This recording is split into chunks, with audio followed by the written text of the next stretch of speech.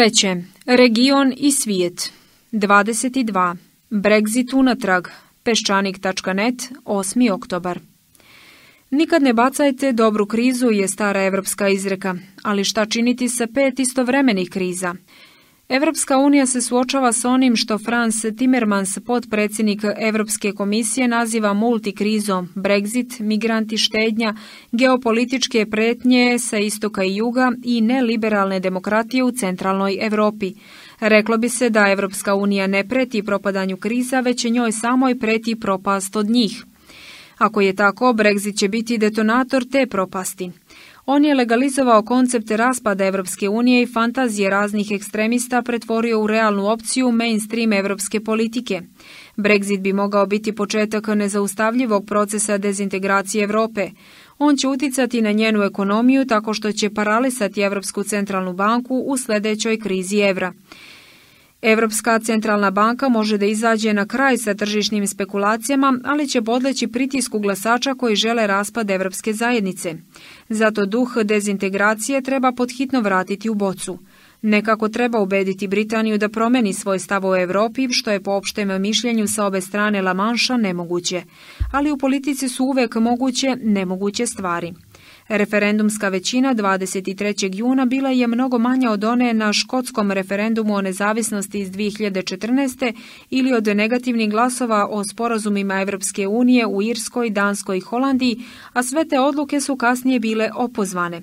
Što je još važnije, ciljevi 52% glasača za Brexit bili su vrlo podeljeni. Neki su bili spremni da prihvate ekonomske žrtve tvrdog Brexita, potpunog odvajanja od Europe, a drugi su se nadali mekom Brexitu koji bi imao minimalan uticaj na britansku ekonomiju. Prema postreferendumskim anketama, 3/4 glasača za Brexit očekuju jačanje britanske ekonomije, a 80% njih veruje da će javni sektor od sada dobijeti više novca. Glasači Brexita su optimistični jer im je rečeno, na tome je posebno insistirao sadašnji ministar spoljnih poslova Boris Johansson, da je moguć novi sporazum koji bi očuvao sve ekonomske koristi članstva u Evropskoj uniji bez obaveza i troškova koje ono povlači. Kada se ta očekivanja izjalove, javno mnjenje će se promeniti. Već danas 66% glasača smatra da je očuvanje pristupa zajedničkom tržištu važnije od ograničavanja imigracije, ako Britanija već ne može da ima i jedno i drugo. To je direktno protivrečno prioritetima koje je istakla premijerka Theresa May, čime se verovatno može objasniti njeno ćutanje o strategiji Brexita.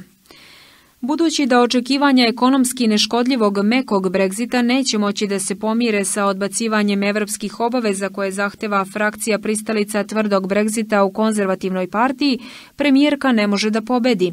Koji god kurs da izabere imaće protiv sebe polovinu svoje stranke i veliki postotak pristalica Brexita, da ne pominjemo 48% glasača koji žele da ostanu u Evropskoj uniji. Kada započne obrnuti proces, mnogi ambiciozni političari iz konzervativne stranke pohitaće da ga iskoriste. Na primjer, George Osborne, koji je morao da napusti položaj ministra financija čim je Theresa May stupila na dužnost, već dovodi u pitanje njen demokratski mandat. Brexit je osvojio većinu, tvrdi Brexit nije. Čak i slabost britanskih opozicionih stranaka radi protiv premijerke. On dopušta protivnicima da se urote protiv nje, svesni da nemaju šta da izgube. Sve to znači da će britanska politika postati vrlo fluidna kada se promene ekonomski uslovi, a glasači počnu da se predomišljaju. Evropska unija bi trebalo da podstiče ove naknadne reakcije, što znači da ne tretira Brexit kao neizbežan ishod i da ponudi mogućnost kompromisa koji bi umirio britanske glasače, ali samo pod uslovom da Britanija ostane u Evropskoj uniji. Očigledan način da se to postigne bio bi sklapanje sporazuma na nivou Evropske unije o većoj nacionalnoj kontroli nad imigracijom i drugim simboličkim pitanjima vezanim za nacionalni suverenitet. Takav sporazum ne bi bio shvaćen kao ustupak britanskoj uceni ako bi se proširio na sve zemlje Evropske unije i predstavio kao odgovor na javno mnjenje širom Unije. Ako bi svoj odgovor na demokratske pritiske pretvorila u vrlinu, Evropska unija bi mogla da pridobije podršku širom Evrope. Ali da li bi glasači poslali pozitivnu poruku, evropski lideri bi morali da obnove veštinu sklapanja pragmatičnih kompromisa i pregovaranja između vlada koja je nekada bila zaštitni znak evropske diplomatije. Za početak, primirivanje Brexita i izbjegličke krize zahtevaće neke skromne promjene imigracionih zakona kao i promjene u oblasti socijalne zaštite. Takve reforme koje bi bile popularne u gotovo svim zemljama članicama ne bi morale da budu u sukobu sa osnivačkim principima Evropske unije ako bi se očuvalo pravo na rad širom Europe, a deo kontrole nad neekonomskom migracijom i socijalnim davanjima vratio nacionalnim vladama. Drugo, interakcija izbjegličke krize i krize evra zahteva nova fiskalna pravila. Bavljenje imigrantima je skupo i bilo bi idealno da se finansira uzajamno garantovanim obveznicama Evropske unije. Druga mogućnost je da se mediteranskim zemljama ponudi izvesna budžetska sloboda u zamenu za prihvatanje odgovornosti za kontrolu imigracije. Treće, potreba za imigracionom reformom u kombinaciji sa neliberalnom demokratijom u centralnoj Europi zahteva promjene u prioritetima budžeta i spoljne politike Evropske unije. Poljska i druge zemlje će prihvatiti da se njihovim građanima ograniči kretanje samo ako im se ponude dodatni strukturni fondovi i tešnja saradnja u oblasti bezbednosti. Takvi podsticaji bi zauzvrat mogli da rezultiraju većim brojem poluga za obezbeđivanje poštovanja ljudskih prava. Na kraju, obnavljanje demokratskog legitimiteta Evropske unije znači okončavanje institucionalnih tenzija između eurozone i šire Evropske unije.